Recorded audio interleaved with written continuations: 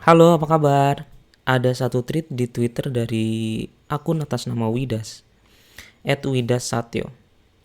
Pakistan Economic Crisis. Sebelumnya kita udah pernah bahas krisis yang terjadi di Sri Lanka. Nah, tweet kali ini aku mau bahas tentang Pakistan yang juga terancam akan masuk ke dalam krisis yang sama. Let's spill the tea. Bismillahirrahmanirrahim. Dengan menyebut nama Allah yang Maha Pengasih dan Maha Penyayang. Menurut teman-teman, apa yang jadi sebab Pakistan diambang krisis ekonomi seperti Sri Lanka?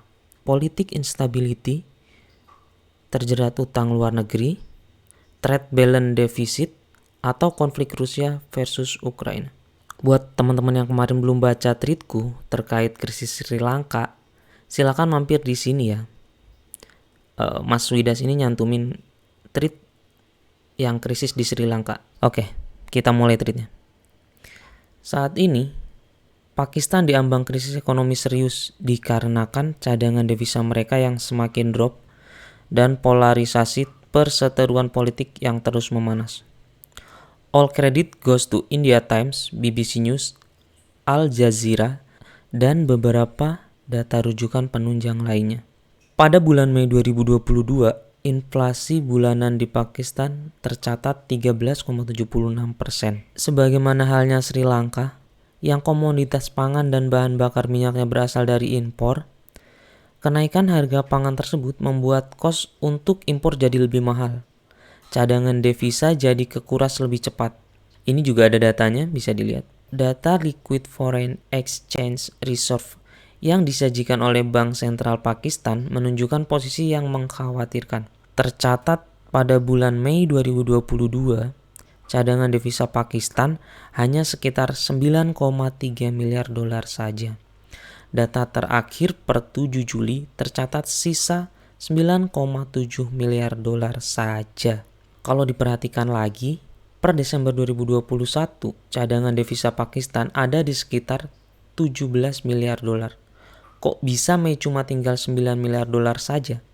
Ternyata habis buat dipakai bayar utang yang harus dibayar pada periode Desember 2021 sampai dengan Juni 2022 sebesar kurang lebih 8-9 miliar dolar. Ini ada datanya juga. Beban cadangan devisa Pakistan ini semakin berat karena harus ada sekitar 3,16 miliar dolar yang harus bisa dilunasi pada tahun ini. Untuk bisa mendapatkan dana tambahan, Pakistan bikin deal dengan IMF untuk mendapatkan program Extend Fund Facility sejumlah 1,1 miliar dolar. Namun, pinjaman ke IMF ini mempunyai konsekuensi. Tidak ada makan siang yang gratis. Ada sejumlah persyaratan yang harus dilakukan. Demi memenuhi syarat itu, pemerintah Pakistan mencabut subsidi kenaikan harga listrik dan bensin. Yang ini tentu saja menimbulkan kecemasan publik. Kecemasan publik ini terus meluas karena mantan Perdana Menteri Pakistan sebelumnya, Imran Khan, ikut menyerukan aksi nasional besar-besaran. For your information, Imran Khan dilengsarkan dari posisi sebagai PM atau Perdana Menteri setelah kehilangan dukungan militer dan kena mosi tidak percaya dari parlemen. Dengan harga kebutuhan yang semakin mahal, cadangan devisa yang menyusut, utang luar negeri yang harus dibayar, serta tensi konflik politik yang terus memanas, lantas apa yang menyebabkan Pakistan sampai pada titik krisis seperti sekarang? Mari kita coba uraikan. Seperti halnya Sri Lanka, krisis di Pakistan tidak terjadi dalam semalam. Pada tahun 2013, Pakistan memulai dialog dengan China untuk membahas kerjasama yang jadi dasar pondasi dibentuknya CPEC, China Pakistan Economic Corridor. Proyek yang bisa dibilang besar dan ambisius. Kerjasama CPEC ini meliputi beragam sektor, mulai dari energi, infrastruktur, industri manufaktur, sosial dan pengembangan ekonomi. Nawaz Sharif, Perdana Menteri Pakistan saat itu, menjadikan China sebagai partner untuk support proyek-proyek mereka, baik dari sisi finansial ataupun teknis. Proyek CPEC ini kemudian menjadikan China sebagai kreditur terbesar Pakistan di tahun 2019. Banyak proyek-proyek strategis yang sumbernya dari dana pinjaman China. Awalnya berjalan lancar, namun pandemi COVID dan krisis yang terjadi sekarang ini membuat proyek CPEC belum bisa dilanjutkan. Proyek long term yang tadinya diharapkan bisa mengangkat grow ekonomi, saat ini justru menjadi beban. Kondisi krisis ini juga sempat membuat China dan beberapa negara lain menolak memberikan pinjaman baru untuk Pakistan.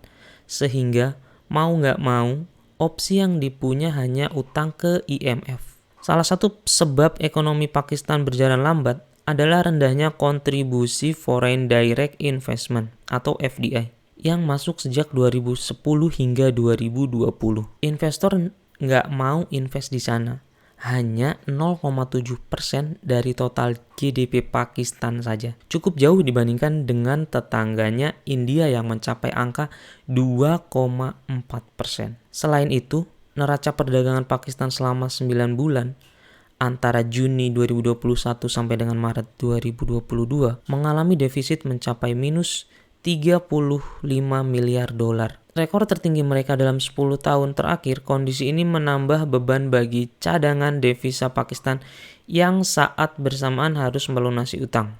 Melemahnya Pakistan Rupee terhadap US dollar punya peran dalam defisit trade balance yang terjadi. Ketika kurs mata uang melemah terhadap dolar, biaya impor tentu menjadi lebih mahal. Apalagi drop value mata uang Pakistan trennya cukup signifikan juga sejak Mei 2021. Selain itu, komoditas ekspor impor Pakistan juga sifatnya bertolak belakang. Yang diimpor barang-barangnya esensial, sedangkan ekspornya barang-barang non-esensial. Ini menyebabkan gap yang lebar antara value yang dihasilkan dari ekspor dan value import yang harus dibayarkan. Konflik politik yang memanas sejak Imran Khan dilengsarkan juga nggak membantu keadaan sama sekali. Oposisi dan pemerintah saling menyalahkan kondisi yang terjadi saat ini. Apapun kebijakan yang dibuat, nantinya berpotensi digoreng habis-habisan. Di tengah kepungan cadangan devisa yang terus menipis, tumpukan utang luar negeri, inflasi yang terus tinggi, ketidakstabilan iklim politik, dan lesunya daya beli masyarakat, Pakistan terancam mengalami sovereign default seperti yang dialami Sri Lanka. Dark times ahead. Selain Pakistan, ada beberapa negara lain yang saat ini mulai masuk alarm berbahaya. Misalnya Laos, Mesir, Argentina, hingga Ghana. Bisa dibilang saat ini kita memasuki masa resesi global. Semoga Indonesia tetap aman dan bisa melalui masa-masa sulit ini.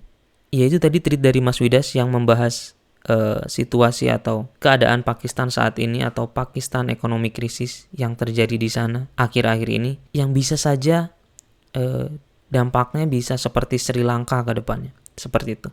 Terima kasih dan bye-bye.